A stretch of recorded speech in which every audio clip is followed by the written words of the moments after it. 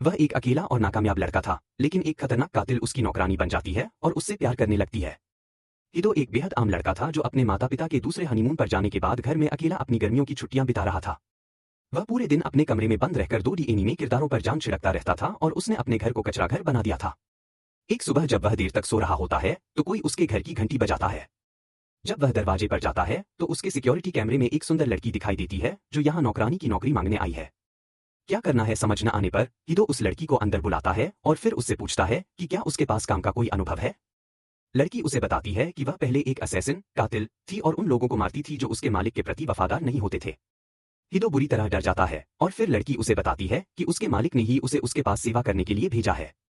वह उससे कहता है कि वह बता दे कि वह सिर्फ मजाक कर रही है, लेकिन वह मजाक नहीं कर रही होती, जिससे वह और ज्यादा घबरा जाता है। वह पूछता है कि क्या वह किसी तरह उसके मालिक से जुड़ा हुआ है और कातिल नौकरानी उसे बताती है कि उसकी दादी उसके मालिक के बेटे के तीसरे चचेरे भाई के ड्राइवर को जानती थी। हिदो उससे कहता है कि तब तो वे बिल्कुल अजनबी हैं, लेकिन उसे तुरंत एहसास होता है कि उसने उसकी बात बीच में ही काट दी और इस वजह से वह गुस्सा हो सकती है। वह जल्दी से बात बदलता है और लड़की से पूछता है कि वह किस तरह की हत्याओं में माहिर है और वह उसे एक डेमो देने का फैसला करती है। वह उसे पिछले आंगन में ले जाती है और एक पेड़ पर ढेर सारे चाकू फेंकती है, जिससे उनसे एक सीधी वर्टिकल लाइन बन जाती है। यह देखकर हिदो की पैंट गीली हो जाती है और वह उससे कहता है कि उसके पास ऐसा कोई इंसान नहीं है जिसकी वह हत्या करवाना चाहता हो, और चूंकि वह उसके मालिक को जानता भी नहीं है इसलिए उसे वापस लौट जाना चाहिए। लड़की उदास लगती है, लेकिन हिदो के फैसले को स्वीकार करती है और जाते जाते उसे परेशानी में डालने के लिए माफी मांगती है। उसके जाते ही हिदो राहत की सांस लेता है, लेकिन तभी वह देखता है कि वह कुछ भूल गई है। वह उसके पीछे भागता है और उसे बताता है कि वह एक घंटी भूल गई है। जैसे ही वह चौराहे पर पहुंचता है वह देखता है कि एक ट्रक उसके ठीक सामने है और उसे एहसास होता है कि वह अब नहीं बचेगा। किस्मत से वह कातिल नौकरानी उसकी तरफ छलांग लगाती है और उसे ट्रक की टक्कर से बचा लेती है। ऊपर उठते हुए वह अजीब तरह से झिझक महसूस करती है और कहती है कि उसने आज तक किसी को इस तरह नहीं बचाया है, इसलिए उसे नहीं पता कि उसका दिल इतनी जोर से क्यों धड़क रहा है।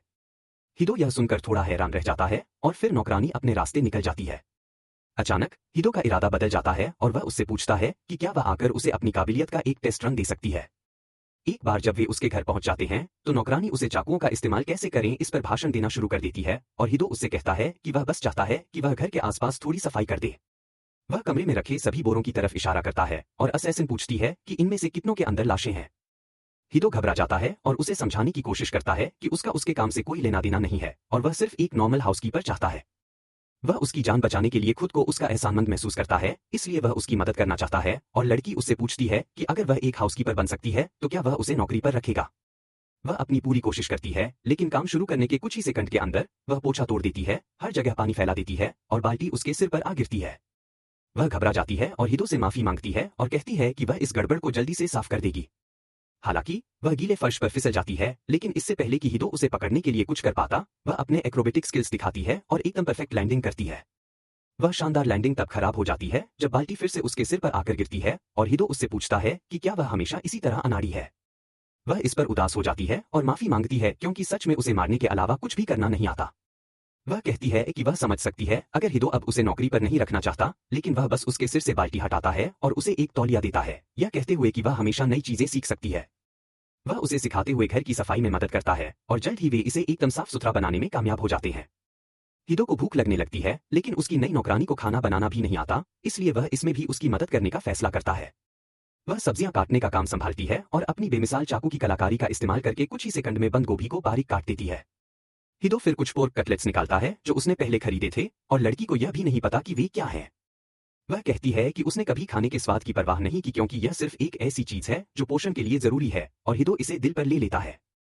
वह स्थानीय दुकान के पोर्क कटलेट्स की तारीफ करना शुरू कर देता है, लेकिन नौकरानी का रिएक्शन अभी भी फीका ही रहता है। हिदो हिम्मत नहीं हारता और सोचता है कि जब वह कटलेट चखेगी तो उसका रिएक्शन बदल जाएगा। अचानक उसे एहसास होता है कि उसने अभी तक उसका नाम नहीं पूछा है। नौकरानी उसे बताती है कि उसका कोई नाम नहीं है और उसका मालिक होने के नाते हिदो उसे जो चाहे बुलाने के लिए आजाद है। वह इसके बारे में सोचता है, लेकिन उसे कुछ सूझता नहीं है, इसलिए वह फिलहाल के लिए उसे मेड नौकरानी बुलाने का फैसला करता है। वह खाना परोसता है और जैसे ही वे खाना शुरू करते हैं वह उत्सुकता से नौकरानी के रिएक्शन का इंतजार करता है। भले ही वह इसके स्वाद में कुछ खास महसूस नहीं कर पाती, लेकिन उसे इससे एक अजीब सी गर्माहट महसूस होती है जो उसने पहले कभी महसूस नहीं की थी, और वह उससे कहती है कि यह स्वादिष्ट है। हालांकि जब हिदो उससे कहता है कि इसे एक खास सॉस के साथ ट्राई करे जो लगभग 90% MSG जैसी है, तो वह इसके स्वाद से पूरी तरह मंत्रमुग्ध हो जाती है। बाद में उसी रात हिदो एक भयानक सपने की वजह से रोते हुए उठता है जो उसे अक्सर आता है, जिसमें उसकी माँ उसे छोड़कर चली जाती है। उसे अचानक से भूख लगने लगती है, इसलिए वह कुछ नूडल्स लेने के लिए रसोई में जाने का फैसला करता है, लेकिन उसके होश उड़ जाते हैं क्योंकि अंदर पहले से ही कोई मौजूद है। उसे डर लगता है कि कहीं कातिल नौकरानी उसका बचाव कम करके वास्तव में उसे मारने की कोशिश तो नहीं कर रही है, इसलिए वह घबराते हुए रसोई के अंदर झांकता है। वह देखता है कि नौकरानी वहां अपने चेहरे पर लाल धब्बे के साथ खड़ी है और वह बुरी तरह डर जाता है, लेकिन जैसे ही वह अपने हाथ में सॉस की बोतल लेकर पीछे मुड़ती है, उसे राहत महसूस होती है। नौकरानी घबरा जाती है, लेकिन वह उससे शांत रहने के लिए कहता है क्योंकि वह समझता है कि आधी रात को भूख लगना कैसा होता है। वह उनके आधी रात के स्नैक के लिए बचा हुआ खाना और कप नूडल्स तैयार करता है और खाने के बाद नौकरानी हिदो से पूछती है कि क्या वह अभी कोई बुरा सपना देख रहा था। वह कहती है कि जब वह रसोई में जा रही थी तो उसने उसके कमरे से कराहने की आवाज सुनी और डर गई कि कहीं कोई उस पर हमला तो नहीं कर रहा है। वह चुपके से अंदर घुसी, जहां उसने उसे नींद में रोते हुए पाया। यह सुनकर हिदो शर्मिंदा महसूस करता है और फिर नौकरानी कहती है कि वह बार बार अपनी मां का नाम पुकार रहा था। नौकरानी फिर उसे अपने सपने के बारे में बताती है, जिसमें सॉस की एक बड़ी सी बोतल थी जो उससे बात कर रही थी, लेकिन जब वह उसे चाटने आगे बढ़ी तो वह गायब हो गई। यह सुनकर हिदो हक्का बक्का रह जाता है और फिर नौकरानी उसे बताती है कि यह उसके लिए एक नया अनुभव था, क्योंकि अब तक उसके सभी सपने सिर्फ मारने या मारे जाने के बारे में होते थे। इसीलिए उसे दुख महसूस हो रहा है कि हिदो ने एक बुरा सपना देखा और उसे नहीं पता था कि उसे सांत्वना कैसे दे। हिदो उससे कहता है कि यह कोई बड़ी बात नहीं थी, क्योंकि जब से उसकी मां परिवार छोड़कर गई है, उसे अक्सर उसके दूर जाने के सपने आते रहते हैं। वह कहता है कि बचपन में जब भी उसे बुरे सपने आते थे तो वह अपनी मां की गोद में सो जाता था और नौकरानी तुरंत अपनी मोटी जांघों को उसका तकिया बनाने की पेशकश करती है। हिदो घबरा जाता है और कहता है कि वह अब बच्चा नहीं है और वह समझता है कि वह किसी की भी गोद में आराम नहीं कर सकता। इससे नौकरानी अचानक खुद को खाली और बेकार महसूस करने लगती है और वह अपने पिछले मालिक के शब्दों के बारे में सोचने लगती है, जिसने उससे कहा था कि वह सिर्फ मारने के काम आती है। उसे ठंड लगने लगती है जब अचानक सिर्फ हिदो अपना सिर उसकी गोद में रख देता है। नौकरानी को गर्माहट महसूस होने लगती है और वह उससे कहती है कि वह जब तक चाहे उसकी गोद में सो सकता है। अगले दिन नौकरानी कचरे को छोटा करने के लिए उसके टुकड़े करना शुरू कर देती है और हिदो इससे प्रभावित होता है। जैसे ही वह कचरा फेंकने के लिए बाहर जाता है, उसे अपने दरवाजे पर किसी के द्वारा छोड़ा गया एक पिल्ला मिलता है ताकि वह उसकी देखभाल कर सके। हिदो चिढ़ जाता है और सोचता है कि क्या उसका घर हर प्रजाति के आवारा जानवरों को आश्रय देने के लिए कोई अनाथालय है। तभी नौकरानी को बॉक्स में एक नोट मिलता है। उसमें लिखा होता है कि कुत्ते के मालिक ने इसे यह सोचकर खरीदा था कि यह एक छोटी नस्ल का होगा, लेकिन यह वास्तव में एक बड़ी नस्ल का निकला और उसके पास इसे पालने के लिए पैसे या समय नहीं था। इसलिए उसने पिल्ले को पड़ोस के सबसे अमीर दिखने वाले घर के सामने छोड़ दिया और अब उम्मीद करता है कि जिस व्यक्ति को यह कुत्ता मिला है वह इसे पालेगा। हिदो हताश हो जाता है, लेकिन फिर भी वह कुत्ते को गोद लेने का फैसला करता है क्योंकि वह गर्मियों की धूप में बाहर जीवित नहीं रह पाएगा। नौकरानी को उसकी बातों से अपने पुराने गहरे सदमे की याद आ जाती है और वह उससे कहती है कि बिना सोचे समझे किसी की जान बचाना हमेशा सबसे अच्छी बात नहीं होती और जिन्हें दूसरों द्वारा छोड़ दिया जाता है उन्हें खुद के दम पर जीवित रहने के लिए मजबूत बनना चाहिए। वह हिदो से कहती है कि अगर वह कुत्ते के प्रति सहानुभूति दिखाता है तो उसे भविष्य में अपने फैसले पर पछतावा हो सकता है। हिदो बस इतना जवाब देता है कि वह ऐसी चीजों के बारे में ज्यादा दार्शनिक बातें नहीं सोचता। वह पिल्ले को अपनी बाहों में उठाता है और नौकरानी से पूछता है कि क्या उसने कल उसे सहानुभूति के कारण बचाया था या फिर किसी की जान बचाना सिर्फ उसकी प्रवृत्ति थी। वह कहता है कि जिनकी हम मदद कर सकते हैं उन्हें बचाना इंसान की फितरत है और फिर पिल्ले को अंदर ले जाता है। हिदो को पिल्ला काफी प्यारा और रोएदार लगता है और वह नौकरानी से पूछता है कि क्या वह भी इसे पकड़ना चाहती है। वह मना कर देती है और जैसे ही हिदो पिल्ले को उसकी तरफ ले जाता है वह दूर हट जाती है। हिदो उससे पूछता है कि क्या वह कुत्तों से डरती है और वह हिचकिचाते हुए स्वीकार करती है कि हाँ, वह उनसे थोड़ी डरती है। हालांकि वह आगे कहती है कि अगर हिदो उसे पिल्ले को पकड़ने और उसके साथ खेलने का आदेश देता है तो वह अपने डर के बावजूद उसके आदेश का पालन करेगी। हिदो उससे कहता है कि उसे खुद पर दबाव डालने की जरूरत नहीं है और फिर पूछता है कि वह कुत्तों से क्यों डरती है। नौकरानी उसे बताती है कि जब उसका मालिक उसे कातिल बनने की ट्रेनिंग दे रहा था तो उसने उसे जंगली कुत्तों के साथ जंगल में छोड़ दिया था और उसने उसे जीवन भर के लिए सदमा दे दिया। हिदो कहता है कि यह एक गंभीर समस्या है क्योंकि वह फिलहाल पिल्ले को घर में रखने की योजना बना रहा है और उसे उम्मीद थी कि नौकरानी इसमें मदद करेगी। उसकी बातें उस पर गहरा असर करती हैं और अपने नए मालिक के लिए उपयोगी बनने के लिए वह अपने डर पर काबू पाने का फैसला करती है और पूछती है कि क्या वह कुत्ते को पकड़ सकती है। हिदो उसे पिल्ला पकड़ने देता है और पिल्ला उसकी बाहों में आराम कर रहा होता है, जबकि नौकरानी एक पुराने नोकिया फोन की तरह कांपने लगती है। वह उससे पूछता है कि आखिर वह किस बात से डर रही है और वह कहती है कि इसके नुकीले पंजे और दांत हैं, लेकिन हिदो कहता है कि कुत्ता काफी प्यारा और मासूम दिखता है। अचानक वह नौकरानी की उंगली चबाने लगता है और वह इतनी बुरी तरह घबरा जाती है कि कुत्ते को खिड़की से बाहर फेंकने ही वाली होती है। किस्मत से हिदो उसे रोकता है और कुत्ते को दूर ले जाता है। जबकि नौकरानी जमीन पर अपनी सांसें संभालती है, कुत्ता हिदो की उंगलियों को भी काटने लगता है और उसे एहसास होता है कि इसके दांतों में खुजली हो रही है, इसलिए वह इसकी जांच कराने और कुछ जरूरी सामान खरीदने के लिए इसे पास की पेट शॉप ले जाता है। जरूरी सामान जब वे बाद में घर लौटते हैं तो हिदो खरीदारी में मदद करने के लिए नौकरानी का शुक्रिया अदा करता है। वह अचानक जवाब देती है कि उसने कभी हिदो जितना दयालु इंसान नहीं देखा क्योंकि जो आदेश वह उसे देता है वह उनकी आदि नहीं है। उसकी पिछली नौकरी लोगों को मारने की थी और असफलता का कोई विकल्प नहीं था।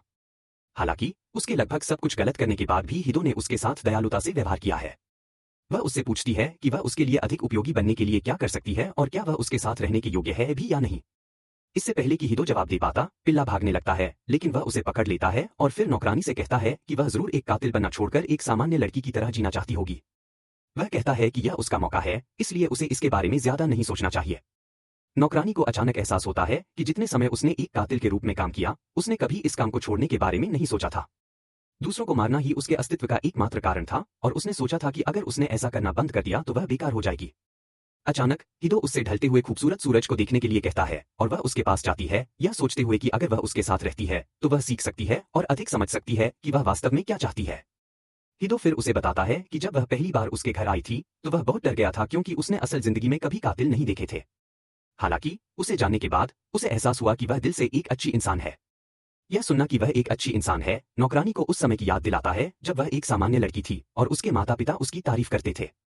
वह अचानक हिदो से पूछती है कि वह फिर से एक सामान्य लड़की बनने के लिए क्या कर सकती है और पहली सलाह जो वह उसे देता है वह उसकी असफलताओं के बारे में है। वह कहता है कि चूंकि वह उससे जो कुछ भी करने को कहता है वह उसके लिए नया है, इसलिए यह सामान्य है कि वह असफल होगी, इसलिए उसे उन असफलताओं को अपने ऊपर बोझ नहीं बनने देना चाहिए। बाद में नौकरानी रात के खाने की तैयारी शुरू करती है और एक सामान्य इंसान की तरह बंद गोभी काटती है। वह सोचती है कि सामान्य रूप से काम करना बहुत आसान है और इसके लिए बहुत अधिक ध्यान केंद्रित करने की आवश्यकता नहीं होती है और फिर रात के खाने के बारे में सोचने लगती है। अचानक पिल्ला उसके पास आता है और उसके पैर पर खुद को रगड़ने लगता है। नौकरानी घबरा जाती है और यह सोचते हुए पिल्ले की तरफ इशारा करती है कि वह पीछे से उस पर हमला करने की कोशिश कर रहा था। हालांकि जैसे ही वह उसे कांपते और गिरते हुए देखती है उसे एहसास होता है कि वह बस भूखा था। वह पिल्ले को खाना खिलाती है और अपने डर पर काबू पाने के लिए उसे छूने की कोशिश करती है, लेकिन तभी हिदो कमरे में प्रवेश करता है और उसे चौंका देता है। वह इस बात से प्रभावित होता है कि नौकरानी ने कुत्ते को खाना खिलाया और उसका शुक्रिया अदा करता है। फिर वह पिल्ले को दुलारने लगता है और चूंकि इसके बाल बहुत रोएदार हैं, इसलिए वह इसका नाम मोचा मचाई रखने का फैसला करता है। सभी को वह नाम पसंद आता है और फिर हिदो बिना किसी कारण के भावुक होकर नौकरानी से कहता है कि वह अपने काम में बेहतर हो गई है। यह सराहना पाकर वह बहुत भावुक हो जाती है और अगर वह व्यस्त है तो पिल्ले की देखभाल करने की पेशकश करती है। हिदो को उसके डर फोबिया की चिंता होती है, लेकिन नौकरानी उससे कहती है कि वह सामान्य बनना चाहती है और इसके लिए उसे पहले अपने डर पर काबू पाना होगा। हिदो उसके दृढ़ संकल्प से प्रभावित होता है और जब वह मोचा को दुलारती है और फिर उसे अपनी बाहों में पकड़ती है तो वह उसका मार्गदर्शन करता है। वह उसके पेट को सहलाती है और महसूस करती है कि उसका डर तर्कहीन था और पिल्ला वास्तव में बहुत अच्छी तरह से व्यवहार करता है। उसके बाद वे रात के खाने के लिए बैठते हैं और नौकरानी को एक बार फिर सॉस से प्यार हो जाता है। वह जल्दी से अपनी प्लेट खत्म कर लेती है और जब हिदो पूछता है कि क्या उसे दोबारा खाना चाहिए तो वह कहती है कि उसे ऐसी चीजों के लिए अपने मालिक को परेशान नहीं करना चाहिए, लेकिन उसका शरीर विपरीत तरीके से प्रतिक्रिया करता है और प्लेट आगे बढ़ा देता है। हिदो उससे कहता है कि हर समय इतना झिझकना बंद करे और अगर उसे कुछ चाहिए तो बेझिझक मांगे। नौकरानी तुरंत इस मौके का फायदा उठाती है और उससे उसका नाम रखने के लिए कहती है। नाम चुनने से पहले हिदो उससे कुछ दिनचर्या से जुड़े सवाल पूछने लगता है। वह उसके जन्मदिन के बारे में पूछता है और अपने जन्मदिन के बारे में उसने जो एकमात्र बात सुनी है वह यह है कि उस दिन भारी बर्फबारी हो रही थी। हिदो उसका नाम युकी रखने का फैसला करता है, जिसका अर्थ है बर्फ, लेकिन यह उस लड़की के लिए दुखद यादें वापस ले आता है। उसके पिछले मालिक ने भी उसे युकी कहा था क्योंकि वह बर्फ की तरह ही बेदर्दी कोल्ड ब्लडेड थी। वह उस नाम से नफरत करती थी, लेकिन जब हिदो इस बारे में बात करता है कि उसे बर्फ और सर्दी कितनी पसंद है तो वह उस नाम को स्वीकार कर लेती है। वह हिदो को यह नाम देने के लिए धन्यवाद देते हुए मुस्कुराती है और फिर एक नादान पोकेमोन की तरह इसे दोहराना शुरू कर देती है। अगले दिन जब युकी मोचा के साथ खेल रही होती है तो हिदो अपने दोस्तों के सामने कूल दिखने के लिए पियर्सिंग कराने की योजना के तहत एक पियर्सिंग गन लेकर उसके पास आता है। वह उससे कहता है कि उसे खुद से यह करने का आत्मविश्वास नहीं है, इसलिए वह युकी से उसके लिए यह करने को कहता है। वह काम संभाल लेती है, लेकिन जैसे ही वह उसके कान में छेद करने वाली होती है वह अचानक पीछे हट जाती है। वह कांपने लगती है और हिदो से पूछती है कि क्या यह उसे कुछ ऐसा करने की सजा मिल रही है जो उसे पसंद नहीं आया। वह कहती है कि वह हिदो के शरीर में छेद करने से डरती है और वह उससे पूछता है कि क्या वह बड़े पैमाने पर लोगों को छेद नहीं किया करती थी। अचानक दरवाजे की घंटी बजती है और युकी देखने जाती है कि कौन है। दरवाजे के बाहर हिदो की छोटी बहन रिको उत्सुकता से उसके दरवाजा खोलने का इंतजार कर रही है क्योंकि उसने उसे कुत्ता लाने के बारे में मैसेज किया था और वह इसे देखना चाहती है। युकी उसके लिए दरवाजा खोलती है और वह अपने भाई के घर में एक लड़की को देखकर हक्का बक्का रह जाती है। जरूरी सामान। जब वे बाद में घर लौटते हैं तो हिदो खरीदारी में मदद करने के लिए नौकरानी का शुक्रिया अदा करता है। वह अचानक जवाब देती है कि उसने कभी हिदो जितना दयालु इंसान नहीं देखा क्योंकि जो आदेश वह उसे देता है वह उनकी आदि नहीं है। उसकी पिछली नौकरी लोगों को मारने की थी और असफलता का कोई विकल्प नहीं था। हालांकि उसके लगभग सब कुछ गलत करने के बाद भी हिदो ने उसके साथ दयालुता से व्यवहार किया है। वह उससे पूछती है कि वह उसके लिए अधिक उपयोगी बनने के लिए क्या कर सकती है और क्या वह उसके साथ रहने के योग्य है भी या नहीं। इससे पहले कि हिदो जवाब दे पाता, पिल्ला भागने लगता है, लेकिन वह उसे पकड़ लेता है और फिर नौकरानी से कहता है कि वह जरूर एक कातिल बनना छोड़कर एक सामान्य लड़की की तरह जीना चाहती होगी। वह कहता है कि यह उसका मौका है, इसलिए उसे इसके बारे में ज्यादा नहीं सोचना चाहिए। नौकरानी को अचानक एहसास होता है कि जितने समय उसने एक कातिल के रूप में काम किया, उसने कभी इस काम को छोड़ने के बारे में नहीं सोचा था। दूसरों को मारना ही उसके अस्तित्व का एकमात्र कारण था और उसने सोचा था कि अगर उसने ऐसा करना बंद कर दिया तो वह बेकार हो जाएगी। अचानक हिदो उससे ढलते हुए खूबसूरत सूरज को देखने के लिए कहता है और वह उसके पास जाती है, यह सोचते हुए कि अगर वह उसके साथ रहती है तो वह सीख सकती है और अधिक समझ सकती है कि वह वास्तव में क्या चाहती है। हिदो फिर उसे बताता है कि जब वह पहली बार उसके घर आई थी तो वह बहुत डर गया था क्योंकि उसने असल जिंदगी में कभी कातिल नहीं देखे थे। हालांकि उसे जानने के बाद उसे एहसास हुआ कि वह दिल से एक अच्छी इंसान है। यह सुनना कि वह एक अच्छी इंसान है नौकरानी को उस समय की याद दिलाता है जब वह एक सामान्य लड़की थी और उसके माता पिता उसकी तारीफ करते थे। वह अचानक हिदो से पूछती है कि वह फिर से एक सामान्य लड़की बनने के लिए क्या कर सकती है और पहली सलाह जो वह उसे देता है वह उसकी असफलताओं के बारे में है। वह कहता है कि चूंकि वह उससे जो कुछ भी करने को कहता है वह उसके लिए नया है, इसलिए यह सामान्य है कि वह असफल होगी, इसलिए उसे उन असफलताओं को अपने ऊपर बोझ नहीं बनने देना चाहिए। बाद में नौकरानी रात के खाने की तैयारी शुरू करती है और एक सामान्य इंसान की तरह बंद गोभी काटती है। वह सोचती है कि सामान्य रूप से काम करना बहुत आसान है और इसके लिए बहुत अधिक ध्यान केंद्रित करने की आवश्यकता नहीं होती है और फिर रात के खाने के बारे में सोचने लगती है। अचानक पिल्ला उसके पास आता है और उसके पैर पर खुद को रगड़ने लगता है। नौकरानी घबरा जाती है और यह सोचते हुए पिल्ले की तरफ इशारा करती है कि वह पीछे से उस पर हमला करने की कोशिश कर रहा था। हालांकि जैसे ही वह उसे कांपते और गिरते हुए देखती है उसे एहसास होता है कि वह बस भूखा था। वह पिल्ले को खाना खिलाती है और अपने डर पर काबू पाने के लिए उसे छूने की कोशिश करती है, लेकिन तभी हिदो कमरे में प्रवेश करता है और उसे चौंका देता है। वह इस बात से प्रभावित होता है कि नौकरानी ने कुत्ते को खाना खिलाया और उसका शुक्रिया अदा करता है। फिर वह पिल्ले को दुलारने लगता है और चूंकि इसके बाल बहुत रोएदार हैं, इसलिए वह इसका नाम मोचा मचाई रखने का फैसला करता है। सभी को वह नाम पसंद आता है और फिर हिदो बिना किसी कारण के भावुक होकर नौकरानी से कहता है कि वह अपने काम में बेहतर हो गई है। यह सराहना पाकर वह बहुत भावुक हो जाती है और अगर वह व्यस्त है तो पिल्ले की देखभाल करने की पेशकश करती है। हिदो को उसके डर फोबिया की चिंता होती है, लेकिन नौकरानी उससे कहती है कि वह सामान्य बनना चाहती है और इसके लिए उसे पहले अपने डर पर काबू पाना होगा। हिदो उसके दृढ़ संकल्प से प्रभावित होता है और जब वह मोचा को दुलारती है और फिर उसे अपनी बाहों में पकड़ती है तो वह उसका मार्गदर्शन करता है। वह उसके पेट को सहलाती है और महसूस करती है कि उसका डर तर्कहीन था और पिल्ला वास्तव में बहुत अच्छी तरह से व्यवहार करता है। उसके बाद वे रात के खाने के लिए बैठते हैं और नौकरानी को एक बार फिर सॉस से प्यार हो जाता है। वह जल्दी से अपनी प्लेट खत्म कर लेती है और जब हिदो पूछता है कि क्या उसे दोबारा खाना चाहिए तो वह कहती है कि उसे ऐसी चीजों के लिए अपने मालिक को परेशान नहीं करना चाहिए, लेकिन उसका शरीर विपरीत तरीके से प्रतिक्रिया करता है और प्लेट आगे बढ़ा देता है। हिदो उससे कहता है कि हर समय इतना झिझकना बंद करे और अगर उसे कुछ चाहिए तो बेझिझक मांगे। नौकरानी तुरंत इस मौके का फायदा उठाती है और उससे उसका नाम रखने के लिए कहती है। नाम चुनने से पहले हिदो उससे कुछ दिनचर्या से जुड़े सवाल पूछने लगता है। वह उसके जन्मदिन के बारे में पूछता है और अपने जन्मदिन के बारे में उसने जो एकमात्र बात सुनी है वह यह है कि उस दिन भारी बर्फबारी हो रही थी। हिदो उसका नाम युकी रखने का फैसला करता है, जिसका अर्थ है बर्फ, लेकिन यह उस लड़की के लिए दुखद यादें वापस ले आता है। उसके पिछले मालिक ने भी उसे युकी कहा था क्योंकि वह बर्फ की तरह ही बेदर्दी कोल्ड ब्लडेड थी। वह उस नाम से नफरत करती थी, लेकिन जब हिदो इस बारे में बात करता है कि उसे बर्फ और सर्दी कितनी पसंद है तो वह उस नाम को स्वीकार कर लेती है। वह हिदो को यह नाम देने के लिए धन्यवाद देते हुए मुस्कुराती है और फिर एक नादान पोकेमोन की तरह इसे दोहराना शुरू कर देती है। अगले दिन जब युकी मोचा के साथ खेल रही होती है तो हिदो अपने दोस्तों के सामने कूल दिखने के लिए पियर्सिंग कराने की योजना के तहत एक पियर्सिंग गन लेकर उसके पास आता है। वह उससे कहता है कि उसे खुद से यह करने का आत्मविश्वास नहीं है, इसलिए वह युकी से उसके लिए यह करने को कहता है। वह काम संभाल लेती है, लेकिन जैसे ही वह उसके कान में छेद करने वाली होती है वह अचानक पीछे हट जाती है। वह कांपने लगती है और हिदो से पूछती है कि क्या यह उसे कुछ ऐसा करने की सजा मिल रही है जो उसे पसंद नहीं आया। वह कहती है कि वह हिदो के शरीर में छेद करने से डरती है और वह उससे पूछता है कि क्या वह बड़े पैमाने पर लोगों को छेद नहीं किया करती थी। अचानक दरवाजे की घंटी बजती है और युकी देखने जाती है कि कौन है। दरवाजे के बाहर हिदो की छोटी बहन रिको उत्सुकता से उसके दरवाजा खोलने का इंतजार कर रही है क्योंकि उसने उसे कुत्ता लाने के बारे में मैसेज किया था और वह इसे देखना चाहती है।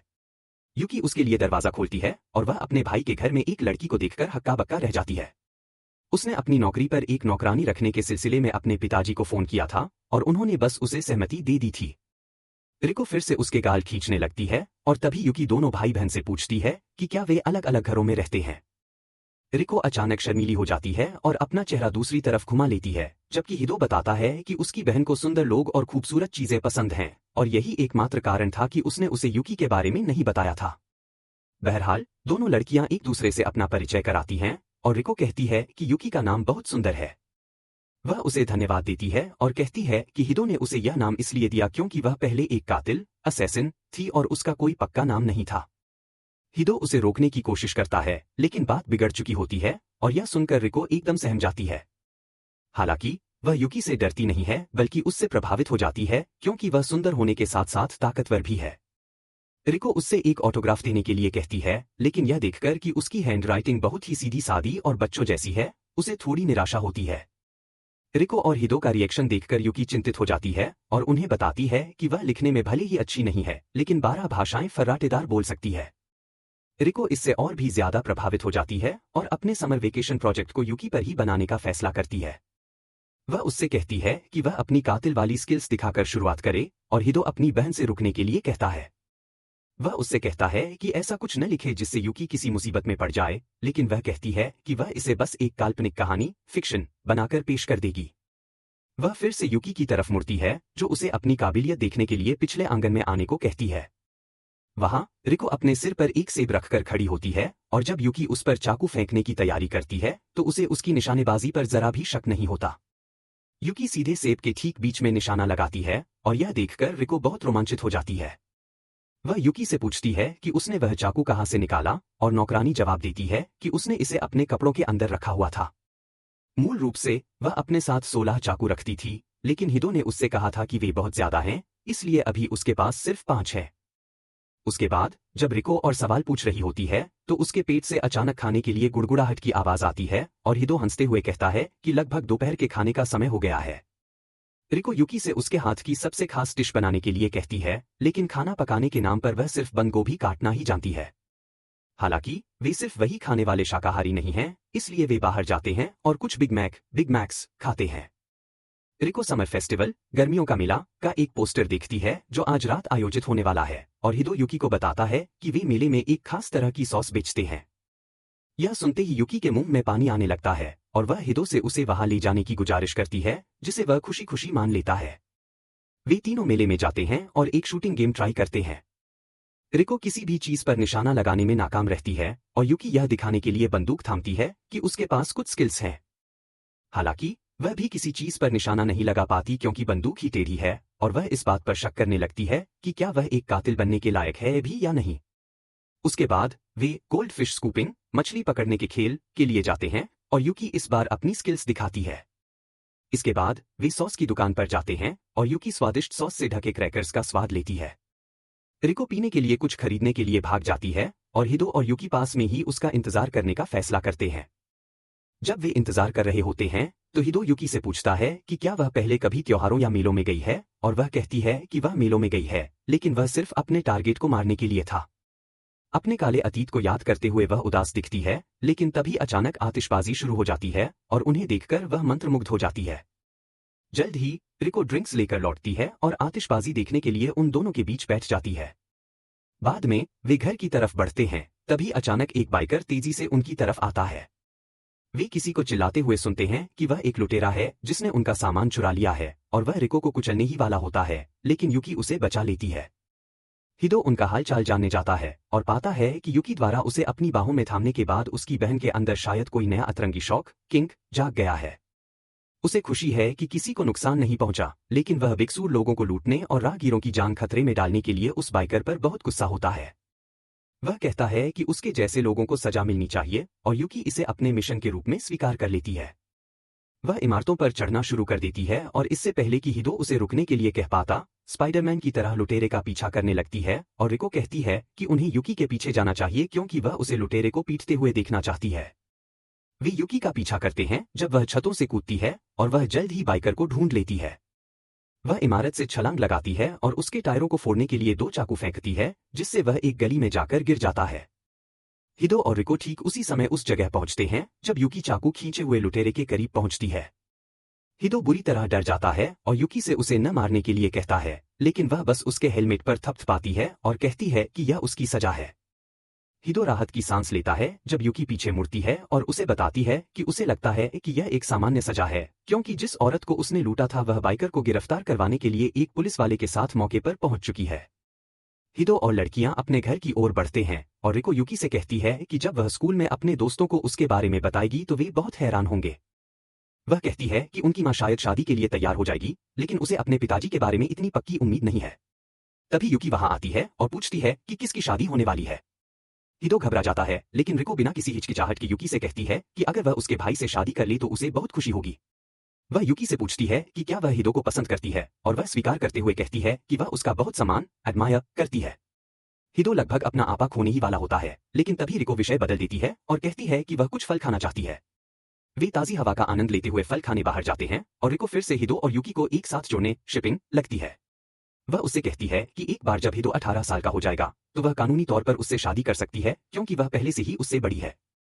यूकी थोड़ी घबरा जाती है क्योंकि उसे नहीं पता कि शादी का क्या मतलब होता है, लेकिन रिको उससे कहती है कि यह ऐसी कोई चीज नहीं है जिसे वह संभाल न सके। हिदो अपनी बहन को चुप कराने की कोशिश करता है, लेकिन वह उससे पूछती है कि क्या वह यूकी जैसी सुंदर और भरोसेमंद लड़की से शादी करके खुश नहीं होगा। वह शर्मा जाता है क्योंकि वह इस बात से इनकार नहीं कर सकता और रिको कहती है कि उसकी बात साबित हो गई है। अगले स्कूल वाले दिन हिदो को नींद आ रही होती है क्योंकि रिको ने उन्हें पूरी रात जगाए रखा था। अचानक टीचर उसे सोते हुए देखते हैं और सीधे उसके सिर पर एक चौक फेंकते हैं, लेकिन यूकी अपनी स्किल्स का इस्तेमाल करके इसे तेजी से 2 टुकड़ों में काट देती है। हालांकि उसकी यह चाल उल्टी पड़ जाती है क्योंकि चौक के दोनों टुकड़े हिदो की दोनों आंखों में जा लगते हैं और वह घबरा जाती है क्योंकि उसने सोचा था कि वे फिल्मों की तरह उसके सिर से बचकर निकल जाएंगे। टीचर और बाकी क्लास भी हैरान रह जाती है क्योंकि उन्हें समझ नहीं आता कि चौक 2 हिस्सों में कैसे बंट गया। हिदो अपनी आंखों की जांच कराने के लिए डिस्पेंसरी इन्फर्मरी जाता है और वहां एक सुंदर नई नर्स को देखकर हैरान रह जाता है। वह अपना परिचय निट्टा के रूप में देती है और फिर यूकी के साथ उसके रिश्ते के बारे में पूछते हुए हिदो की आंखों की जांच करना शुरू करती है। वह हकलाते हुए कहता है कि वह उसकी कजिन है और निट्टा हंसते हुए कहती है कि वे बिल्कुल भी एक दूसरे से नहीं मिलते।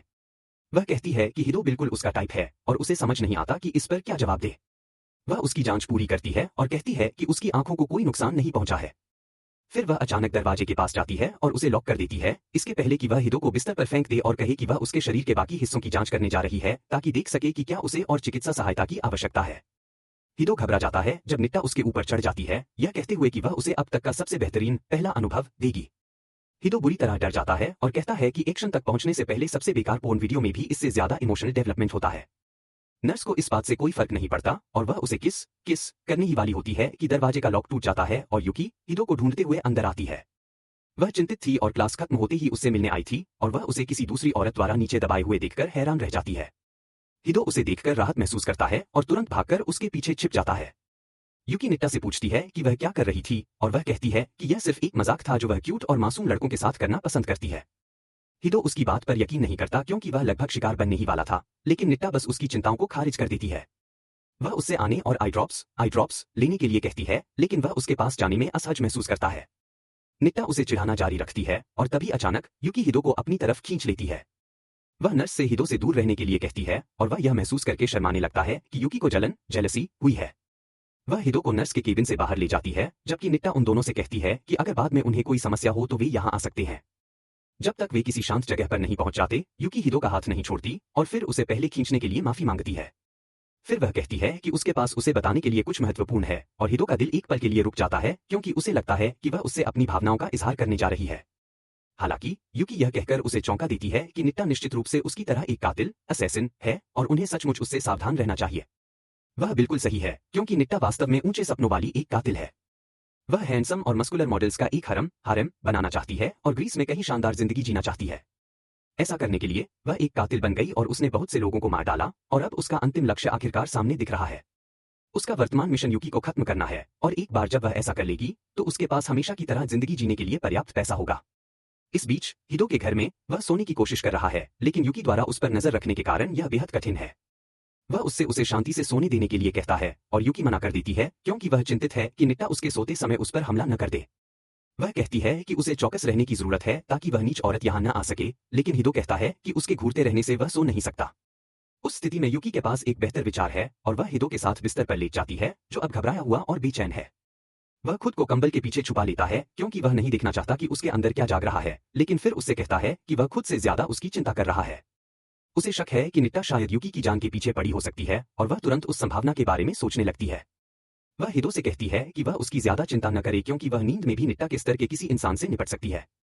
वह सोचने लगती है कि निट्टा को उसके बारे में कैसे पता चला, यह महसूस करते हुए कि उसका अतीत उसका पीछा कर रहा है और उसने हिदो को भी इसमें शामिल कर लिया है। वह अचानक उसका हाथ थाम लेती है।